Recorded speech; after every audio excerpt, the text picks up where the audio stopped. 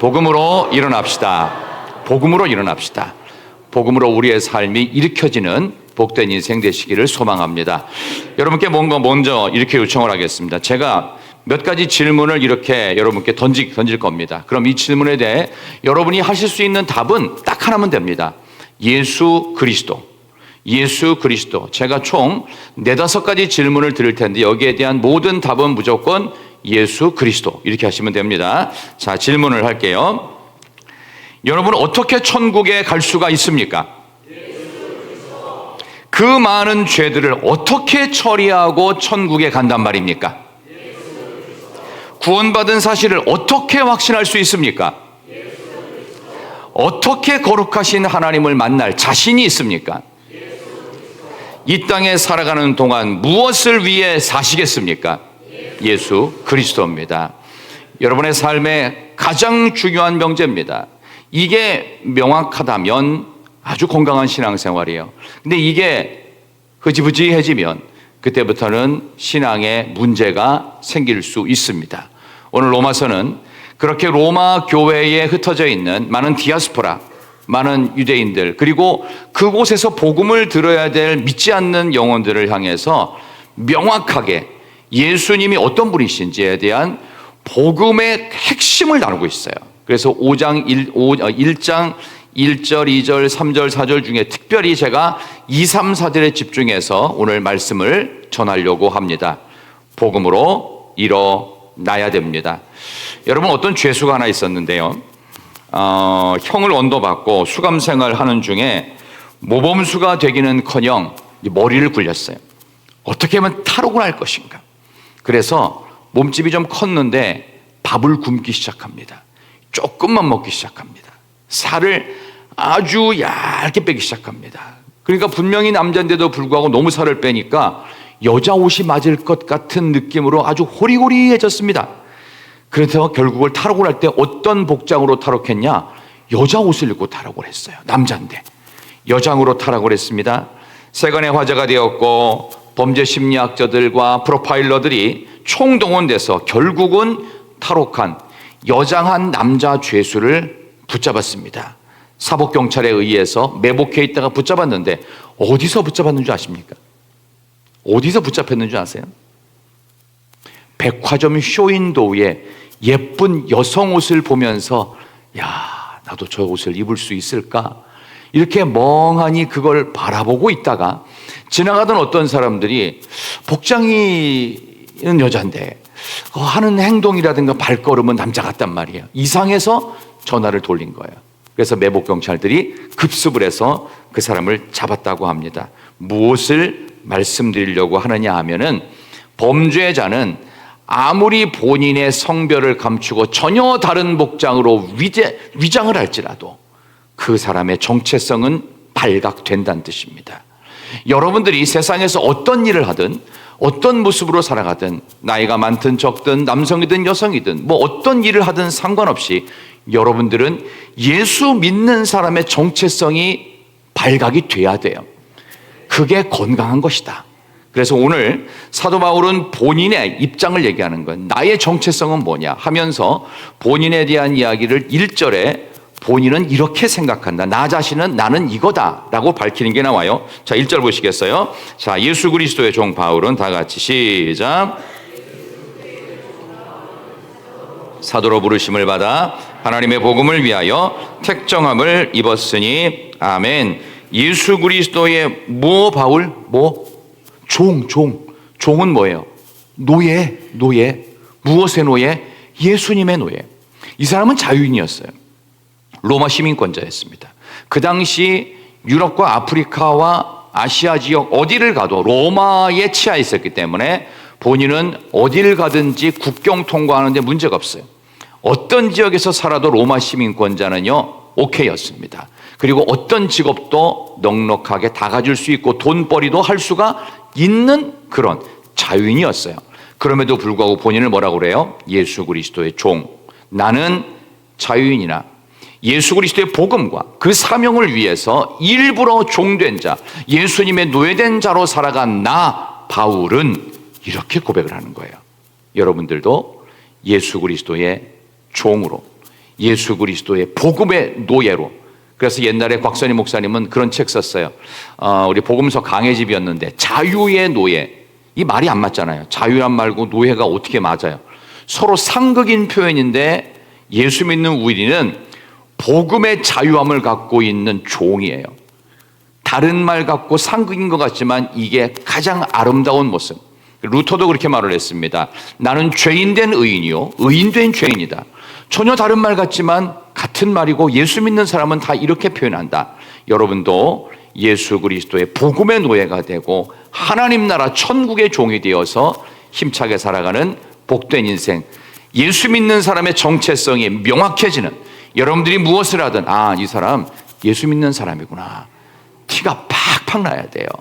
자, 우리 그런 점에서 실천을 해야 되는데 그럼 어떻게 실천할 거냐? 여러분 밥 먹을 때 식사 기도를 좀 제대로 하십시오. 야, 저 사람 교회 다니나 봐, 이런 얘기를 들어야 된다고요. 그러니까 교회 다니는 건지 마는 건지 모르면 안 됩니다. 그냥 하나님 맘마 땡큐 이렇게 기도하면 안 돼요. 옷을 벗는 것처럼 와서 주여 감사합니다, 잘 먹겠습니다, 이러면 안 된단 말이에요. 어떻게 해야 돼요? 제대로 주여, 옆 사람이 그만해 그런 말이 들려야 돼. 이게 정상이에요. 정상. 이것도 안 되면서 무슨 그리스도의 종이다 노예다 이런 말 하면 안 됩니다. 어디가 창피해서 그런 얘기 하지 마세요. 그러니까 예수 믿는 사람은 많은 사람들에게, 특히 믿지 않는 사람들에게는 아주 잘 발각되어야 된다. 본인의 정체성이 명확해졌습니다. 예수 믿는 신앙은요, 선명한 신앙이지 세상과는 근본이 달라요. 요즘 우리나라 사회 보면은 예수 믿는 것이 어떻게 보면 코로나 시절부터 굉장히 좀 불편한 신분이 돼버렸어요. 그렇죠? 그러니까 참 그런 걸 보면서 참 너무 안타까운데, 그럴 때일수록 더 드러내야 된다. 이게 오늘 성경에서 우리가 가르쳐주는 내용입니다. 자, 그러면 하나님의 복음이 뭐냐? 오늘 2절, 3절, 4절, 이게 오늘 내 진짜인데 2절, 3절, 4절에 보면은 2절에는 이 복음이 하나님이라고 되어 있죠. 하나님. 그러니까 성부 하나님에 대한 이야기. 그 다음에 3절 보면 그의 아들에 관하여 성자 예수 그리스도. 그 다음에 4절 보면은 성결의 영. 이거는 성령님이에요. 성부, 성자, 성령. 삼위일체 하나님에 대한 명확한 개념을 갖고 있어야 돼요. 그래서 삼위일체 하나님에 대해서 자기 마음대로 뒤틀린 그런 무리들을 뭐라고 하냐면은 이단이라고 말합니다. 삼위일체에서 이단은 100% 다 걸려요. 어떤 이단과 사이비도 100% 삼위일체 이론을 딱 들이대잖아요. 그러면 다 틀려요. 맞지 않아요. 어쩐 특정 정치인을 뭐 예수님과 비슷하다라고 함부로 짓거리지 마세요. 그런 말 들으면 안 됩니다. 우리 누가 예수님하고 비슷해요? 근처에도 못 가요. 하늘을 향해 고개를 들지도 못하고 나는 죄인으로서 나를 떠나소서. 이게 우리 모두의 고백이에요. 우리를 평가절하시키는 게 아니라 우리가 거기부터 출발을 해야 돼요. 아니, 사도 바울 같은 사람도 목 베어서 순교당한 사람도 나는 종이라는데 나는 종이 아니고 나는 상전인가요? 천만의 말씀, 그런 얘기하지 마시라고요. 성경대로 믿어야 되는데 오늘 이 말씀을 들으면서 내 신분이 성부 하나님과 관계되어 있구나, 나의 신분이 성자 예수님과 관계되어 있고 내 신분이 성결의 영이신 성령님과 연결되어 있구나, 이런 것을 오늘 명확히 밝히면서 오늘 세 가지로, 그렇다면 과연 예수님은 어떤 분이신지에 대한 부분을 말씀드립니다. 첫 번째, 예수님은 정말 미칠 만큼 기쁜 소식으로 오신 분이에요. 오늘 2절 볼까요? 한 번만 다시 보겠습니다. 2절, 이 복음은 시작. 이 복음은 하나님이 선지자들을 통하여 그의 아들에 관하여 성경에 미리 약속하신 것이라. 아멘. 자, 선지자들이 예언했던 메시아 예수 그리스도는요, 어떻게 해요? 암울했고 절망적이었고 포로로 가 있었고 나라가 멸망한 중에 메시아가 오시면, 그분이 오시면 바로 그런 식으로 예수님은 모든 온 인류에게, 이스라엘은 물론이고 모든 인류에게 정말로 미칠 만큼 놀라울 만큼 기쁜 소식으로 오신 분으로서 선지자들이 예언했다, 그 얘기입니다. 여러분에게도 정말 예수님은 정말 가슴이 터질 것 같은 기쁨이십니까? 여러분들 그 아멘이 진짜이시기를 소망합니다. 우리 옆에 계신 분에게 한번 이렇게 인사 한번 할까요? 이따가 끝날 때 우리 이 찬양 부를 건데요, 나는 예수 믿는 게 가장 큰 행복이에요. 한번 인사합시다. 나는 예수 믿는 게 가장 큰 행복이에요. 나 예수 믿는 게 가장 큰 행복이에요.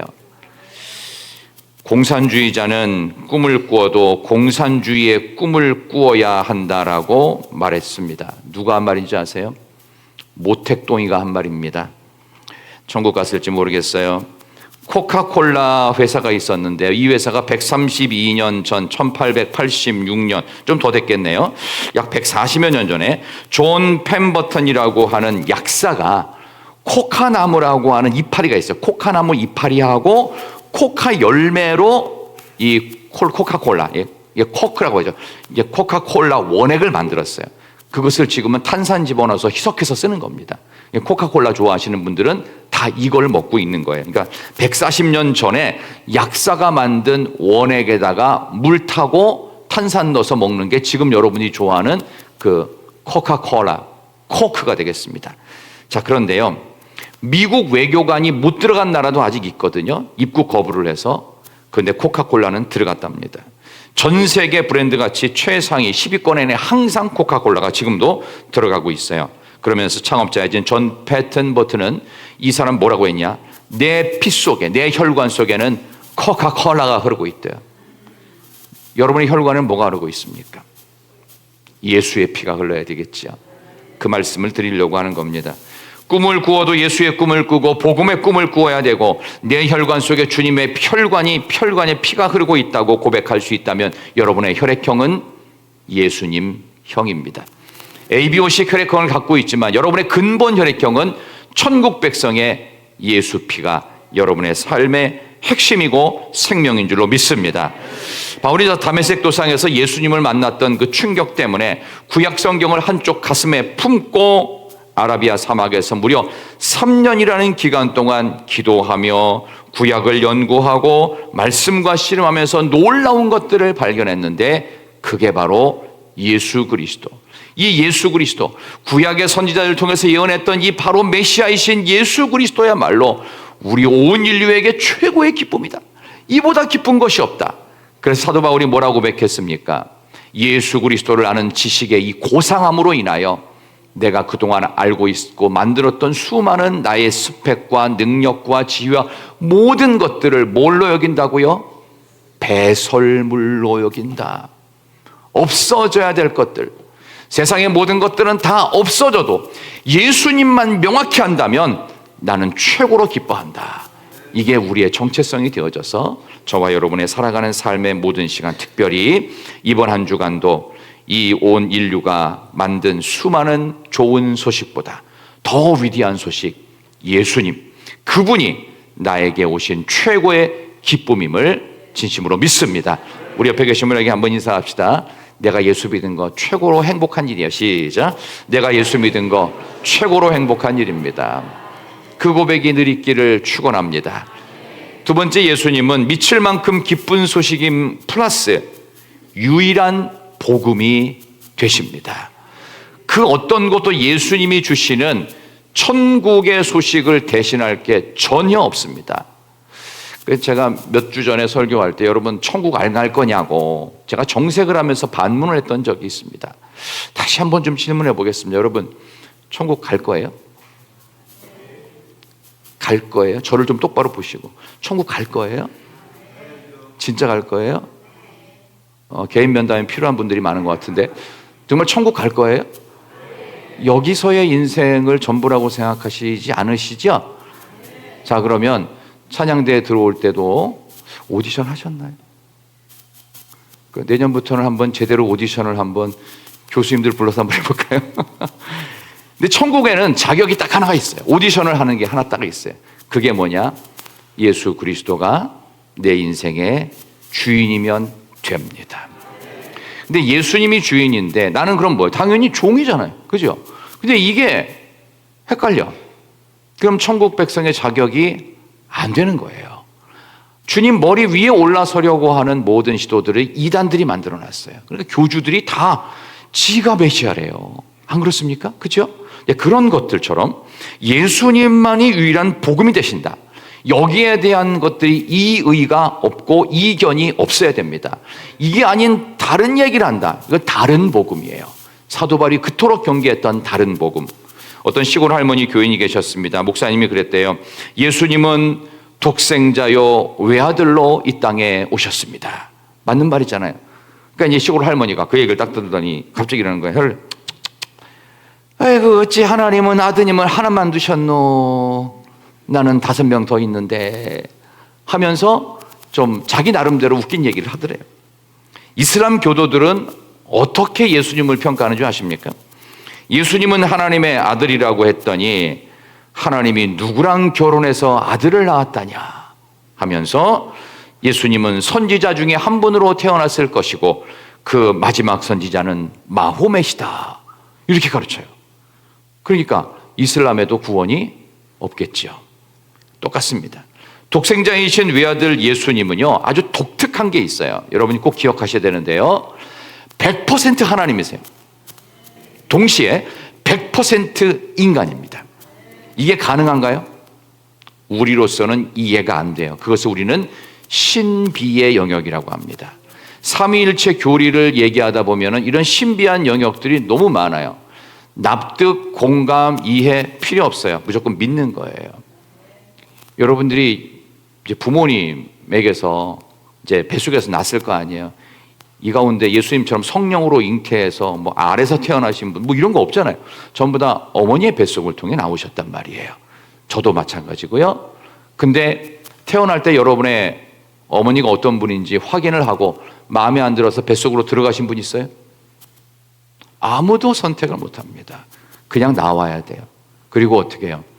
어머니가 죽지 않게 살리는 거예요. 아버지가 죽지 않게 경제적으로 공급을 해줘요. 그래서 애를 살리고 키우고 성장시켜서 장성하여 결혼도 시키는 겁니다. 그렇게 가죠. 그러면 처음부터 내가 하나님의 자녀라는 사실을 알아요, 몰라요? 몰라요. 잘 몰라요. 제대로 몰라요. 그래서 엉뚱한 얘기를 할 수도 있어요. 그러나 시간이 지나고 바르게 알아가고 엉뚱한 소리 안 듣고, 여러분들이 누구 말을 듣고 컸어요? 부모 말을 듣고 컸단 말이에요. 그럼 부모의 말에 순종하고 따라가다 보니 어느 날 나와 함께 하는 어떤 할아버지는 우리 아버지고 어떤 할머니는 우리 엄마가 되는 것입니다. 먼저 믿고 알아가는 것입니다. 그러므로 하나님이 100% 예수님이 100% 인간이라는 사실, 그리고 100% 하나님이라는 사실을 어떻게 해요? 먼저 믿고 그리고 그분을 알아가는 것입니다. 그런 점에서 우리 여름 성경학교를 하는 아동부, 중고등부 청년들, 우리도 마찬가지, 작년들도 마찬가지죠. 하나님을 지금도 알아가고 있습니다. 우리는 어느 날 하나님 없이는 안 되는 존재라는 사실을 깨우치게 되고 정리하죠. 먼저 믿고 이분이 우리의 아버지 어머니라는 사실을 나중에 정리해서 아는 것입니다. 그게 신앙생활이에요. 그래서 오늘 이 말씀 여러분이 들으시면서 마지막으로 이런 그 좋은 신앙의 선배 한 사람을 소개하는데요. 폴리캅이라고 하는 사람입니다. 서머나 교회의 이제 주교였죠. 예수님을 부인하면 교회를 한다면 교회를 말살시키지 않고 내가 하는 모든 포교 활동을 로마에서 허용하겠다. 이렇게 얘기를 하고 협상을 벌인 거예요. 폴리캅이 워낙 영향력이 크니까. 그랬더니 폴리캅이 그렇게 말합니다. 내가 80년 동안 내 주님께서 나를 한 번도 모른다고 하지 않으셨는데 내가 주님을 내 목숨을 위해서 모른다라고 어찌 부인할 수 있겠는가? 그랬더니 이 로마의 관계자들이 말했습니다.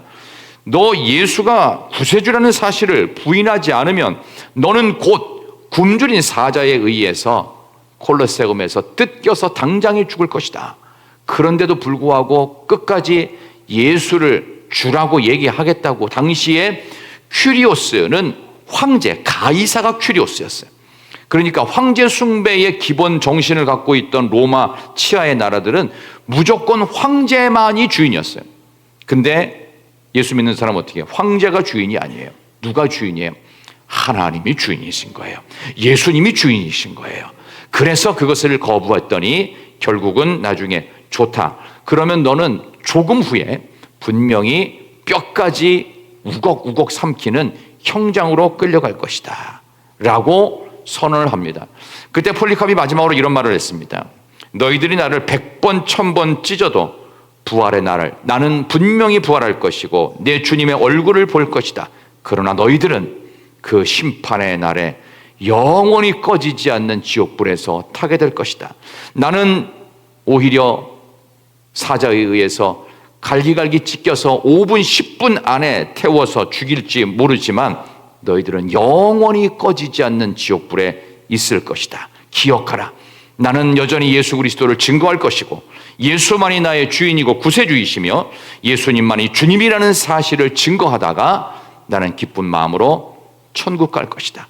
너희도 나처럼 해야 된다 라고 명확하게 이야기했습니다. 여러분, 저는 이제 요즘에 그런 생각을 합니다. 신앙생활이 왜 재미가 없나 할 때 재미있는 것을 안 해서 재미가 없는 것이 아니고요, 해야 될 걸 안 하니까 재미가 없는 것입니다. 그게 뭔지 아십니까? 복음을 전하는 일입니다. 복음을 전하게 되잖아요. 그럼 어떤 일이 벌어지냐 하면 여러분들이 복음 전선의 사탄 마귀와 정면 승부를 벌여야 돼요. 이게 보통 어려운 일이 아니에요. 그러니까 전도한다는 것 자체가 위대한 거예요. 전도 자체는 실패가 없어요. 전도를 했는데 뭐 언제 안 나온다, 실패가 아니에요. 하나님이 무르익게 하십니다. 또 다른 사람을 통해 전해. 그래서 이 스펙타클한, 정말로 지루할 시간이 없는 복음을 전하기 위해서 살다가 죽어갔던 폴리카비든 사도 바울이든 우리 믿음의 선배들이든 지루하고 재미없을 틈이 없었어요. 여러분도 혹시 지금 신앙생활에 재미가 없고 교회의 어떤 무기력함과 좀 매너리즘 이런 게 느껴진다면, 나는 요즘에 전도 대상을 누구로 삼고 저 사람에게 복음 전해야 되는데, 이런 생각을 하는지 안 하는지부터 잘 돌아보십시오. 거기에는 핵심이 뭐냐? 여러분의 주인이 예수님인지 아닌지 보십시오. 혹시 여러분의 주인이 돈이나 능력이나 건강이나 다른 것이라면 지루할 수밖에 없습니다. 돈 많은 사람이 갖고 있는 가장 결정적인 문제는 뭐냐 하면은 이게 뭐지예요. 이게 뭐지? 이 정도 성공했고 이 정도 많이 벌었는데 그렇게 기쁘지가 않은 거예요. 왜? 하나님만이 채우실 수 있는 빈 영역은 계속 존재하게 되어 있습니다. 그 어떤 것으로 채워도 안 채워진다는 것, 그것이 우리가 기억해야 될 복음의 핵심적 두 번째 메시지입니다. 첫 번째, 복음은 미칠 만큼 기쁜 소식이고, 복음은 가장 중요한 예수 그리스도만이 유일한 복음이시고 그분만이 내 인생의 주인이다. 맨 마지막에 예수님은 어떤 분이냐? 성결의 영이신 성령님이라고 선언하고 있습니다. 여러분, 그런 점에서 여러분들 기억하셔야 됩니다. 복음으로 다시 일어나야 돼요. 많은 사람들이 지금 한국 교회 위기를 얘기하고 있고 한국 사회 위기를 얘기하고 있는데, 저는 더 넓게 봐서 세계 교회 위기를 말하고 싶습니다. 이 위기는요, 간단한 방법으로 해결할 수 있습니다. 복음을 다시 끌어안아야 됩니다. 여러분이 끌어안았던 그 어떤 조건들은 다 내려놓으세요. 복음을 끌어안으면 어떻게 해야 돼요? 너희는 먼저 그의 나라와 그의 의를 구하면 내가 끌어안지 않았던, 내가 생각했던 그 좋은 조건들을 어떻게 해요? 더하여 주시리라. 마태복음 6장 33절. 모르지 않아요. 그런데 별로 나에게 비중이 없어요. 아닙니까? 그래서 우리는 다시 복음 앞에 서야 되고 복음으로 일어서야 합니다. 모든 사람들이 한국의 위기를 말하고 한국교회의 위기를 말하지만, 저는 한국교회에 분명한 강점이 있음을 말하고 싶습니다. 이 강점 대여섯 가지를 여러분께 말씀을 드리면서 오늘 말씀의 결론을 내리는데, 잘 기억하십시오. 한국교회는 복음적 교회입니다. 복음의 말씀을 힘있게 전하고 있어요. 요즘에 그 유명한 그 AI 기능을 바탕으로 한 프로그램이 있죠. 인공지능 프로그램. 챗GPT 제가 요즘에 좀 많이 쓰고 있고요. 그 다음에 코파일럿이라는 프로그램도 있고, AI 기능을 탑재한 검색 내지는 어떤 정보의 창들이 있습니다. 거기에 제가 써봤어요. 대구 희락교회 정찬수 목사는 뭐라고 AI가 평가를 하고 있을까? 여러분 혹시 쳐보세요. 뭐라고 되어 있는지. 제가 언제 위임받았는지 그 날짜까지 정확하게 나오더라고요. 그리고 제가 가장 감사했던 것, 야, 인공지능도 나를 이것으로 얘기하는구나. 정찬수 목사는 복음적 설교자다. 너무 기뻤어요. 야, 인공지능도 인정하는 여러분의 목사가 복음적 설교자래요. 여러분들은 별로 아멘도 안 하고 뭐 할지 모르지만 저는 굉장히 기뻤어요. 왜냐하면 제가 하고 있는 이야기는 천국 이야기, 지옥 이야기, 복음 이야기 안 하고 설교자가 다른 이야기 할 게 없어요. 예수님 이야기고 천국 이야기 할 때는요, 목소리가 커져야 되고 힘 있어야 되고 능력 있어야 되고 사람을 뒤집어야 돼요. 여러분의 영혼 골수를 찔러 쪼개야 됩니다. 한국교회는 그렇게 복음적 교회, 복음적 교회. 두 번째 능력이 뭐냐? 한국교회는 성경적 교회입니다. 제가 지난번에 한번 말씀을 드렸어요. 지난주 오후에 여러분 성경책을 갖고 계세요? 이 성경 갖고 계십니까? 개인적으로? 저는 뭐 이제 목회자니까 한 30여 권 정도 있어요. 뭐 여러 가지 종류의 성경이 있는데 어쨌든 성경이 있는 교회가 한국교회였어요. 만약 이 성경에 이 책들이 만약 없다면 한 권씩 사시기를 소망합니다. 쿠팡에 사면 좀 비쌉니다. 그러니까 여기 반월당 근처에 가서요, 동성로 가면은 기독교 서점이 몇 군데 있어요. 가서 사십시오. 그러면 2, 3천 원 할인받을 수도 있습니다. 우리 교회 이름 대셔도 됩니다. 제가 이 말씀을 드리는 이유는 한국교회는 그만큼 성경을 소중하게 여겼던 교회, 성경적 교회, 복음적 교회. 이게 한국의 위기와 전 세계 교회 위기, 한국 교회 위기를 극복하고 나의 신앙의 위기를 극복할 능력입니다. 세 번째는요, 한국교회 모든 성도들에게는 구원의 확신이 있습니다. 그래도 있어요. 우리 교회 교인들은 구원의 확신, 지금 당장 죽어도 천국 갈 수 있는 분 자신 있게. 그렇습니다. 이게 애매하죠. 들어야 되나 말아야 되나, 들어야 되나 말아야 되나. 나는 요즘에 별로 그런 생각 안 하고 사는데, 그죠? 천국 생각 안 하고 살잖아요. 근데 이 부분에 대해서 강조하는 교회가 진짜 교회입니다. 근데 이런 교회들이 사실 흔치 않아요. 그럼 저를 생각할 때 사람들이, 목사님, 그런 얘기 하지 말고요. 조금 이렇게 좀 아름답고, 이 여름에 분위기 있고, 좀 그런 얘기를 해달라고 하는 분들이 있고, 저도 그런 걸 굉장히 좋아했던 사람입니다. 그런 거 잘하는 사람이에요. 근데도 불구하고, 목회를 하면 할수록 느끼는 게, 구원의 확신을 심어주지 않는다면, 목회자로서 하나님 앞에서 책망만 받을 것 같다는 불안한 마음이 엄습했습니다.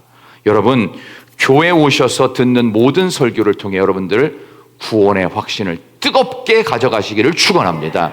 여러분 지금 당장 죽어도 성경에 있는 말씀 그대로 예수 그리스도를 주라 시인하면 분명히 여러분들은 천국행 티켓 어떤 상황에도 취소되지 않을 줄로 믿습니다. 여러분들 세례 교육 받을 때 다 했던 거예요. 뭐 거의 다 세례 받으신 분 같은데, 그렇죠? 이 세례 교육의 기본으로 돌아가는 겁니다. 네 번째, 한국 교회는 복음에 대한 열정이 뜨거운 교회입니다. 뜨거운 찬양도 있고 뜨거운 기도도 있고 넘치는 헌신과 감사, 봉헌이 있고 플러스 알파 가장 중요한 거, 선교를 위하여, 전도를 위하여 엄청난 일을 했습니다. 한국 교회가. 몽골에도 한국 선교사가 가장 먼저 들어갔어요. 전 세계에서 1등으로 들어갔던 게 한국 선교사가 몽골로 들어갔다. 우리 사랑하는 몽골 신학생 우리 안호징 앉아 있는데요. 정말 저는 그것이 한국과 몽골 사이가 무비자로 왔다 갔다 할 수 있는 원천이었다고 저는 믿습니다. 몽골이 1990년대 중반에 공산주의를 포기했죠. 그리고 북한하고 몽골하고 사이 안 좋은 거 아세요? 왜냐하면 북한 따라갔다가 몽골 거지 나라를 면치 못하겠다라고 생각해가지고 1990년대 김일성에서 이제 김정일로 바뀔 때, 왜냐하면 제가 그때 군에 있었어요. 그래서 김정일이 죽었다고, 김일성 죽었다고 그래서 제가 제대 못할 뻔했어요. 만약 그때 제대 못했으면 여러분들은 못 만났겠죠, 그죠? 아마 총 들고 나갔을지도 몰라요. 그때 제가 어떤 때인지 기억을 하거든요, 명확하게. 그리고 나서 이제 김영삼 대통령이 될 무렵이요, 그때였어요. 그때 몽골에서 공산주의를 포기합니다. 포기하고 어떻게 해요? 우리도 잘 살아야 된다. 그러면 모델 나라가 어디냐? 그게 한국이었어요. 한국에 있는 거 웬만하면 다 들어가 있어요. 이마트, GS25, CU부터 시작해가지고 뭐 거기 올영 뭐 여러분들이 좋아하는 그런 메이커들이 쫙 다 들어가 있습니다. 그래서 한국에서 쇼핑하기 싫으면 몽골 가서 쇼핑해도 돼요. 거기도 한국에 있는 거의 다 있어요. 그 정도로 저는 선교 열정으로 충만했던 한국교회, 다시금 선교가 불타오르기를 축원합니다. 이게 복음으로 일어서는 거예요. 다섯 번째, 한국교회는 복음적 사명을 땅끝까지 전할 특명을 주셨습니다. 동방의 예루살렘이라고 했던 한국이었어요. 전 세계에서 가장 못 살던 나라, 1950년대만 해도 전쟁 전후에 대한민국은 아무도 기대를 안 했습니다. 아무도 기대를 안 하니까 이 대한민국을 복구하는데 외국에서 좀 원조를 해야 될 거 아니에요. 원조라고 해서 뭐 겨우 뭐 빵 갖다 주고 쌀 갖다 주고 이런 거 말고 공식적인 어마어마한 차관을 빌려와야 될 거, 돈을 빌려와야 돼요. 그러니까 뭘 해야 될 거 아니에요. 근데 돈 빌려주는 나라가 그 당시에 있었을까요? 없었어요. 아시는 분은 다 아세요. 당시에 박 대통령이 미국 가서 돈 빌렸어요. 안 빌려줘요. 왜? 미국이 얼마나 머리가 좋은 나라인데요. 못 받을 것 같으면 절대로 안 빌려줍니다. 근데 그 당시 유일한 분단 국가였던 독일을 찾아가죠. 독일에 광부 보내주고 시체 닦는 간호사들 대거 수천 명 보냈습니다. 그 조건으로 독일에서 마르크를 보내줍니다. 독일 돈 마르크를 보내줘요. 그래서 우리나라가 경제개발 5개년 계획이라는 걸 1962년부터 했던 거예요. 그래서 70년대, 80년대, 90년대 고도 성장으로 계속 상승 무드를 탑니다. 그때 한국교회가 같이 동일하게 성장합니다. 그게 한국의 전력이었어요. 그래서 왜 그렇게 성장했느냐? 교회를 왜 그렇게 경제 성장과 함께 키우셨느냐? 전 세계 선교 마지막까지 가라고. 그래서 지금 현재 전 세계에 복음을 듣지 못한 사람들이 한 80억, 82억인가 그러는데 약 80억 중에서 20% 정도, 약 한 20억 정도, 20억 내외가 아직도 복음을 못 들었대요. 그래서 이 나머지 20억 정도의 복음이 들어가면 그러면 주님이 재림하신다. 이러한 성경적 원리를 갖고 있습니다. 그래서 여러분이 기억하실 게 지금 아프리카는요, 미전도 종족이 아닙니다. 아프리카 선교사 안 가도 됩니다. 아프리카가 우리보다 훨씬 더 부흥합니다. 실제로 그렇습니다. 그러니까 우리는 어디를 전도해야 되느냐? 우리 자신부터 해야 됩니다. 한국교회 지금 실제 예배 참석 인원이 약 500만도 안 된다고 합니다. 주일날이요. 옛날에 950만, 1000만 가까이 됐죠. 절반으로 확 줄어버렸어요. 그러면 재복음화를 위해서 미전도 종족인 우리나라를 보아야 됩니다. 정말 중요한 거니까 나 자신부터 봐야 된다. 마지막 여섯 번째, 한국교회 전략이 뭐냐? 한국교회 모든 성도들은 교회를 사랑합니다. 세상도 사랑할 수 있겠지만 그래도 아직도 교회를 사랑합니다.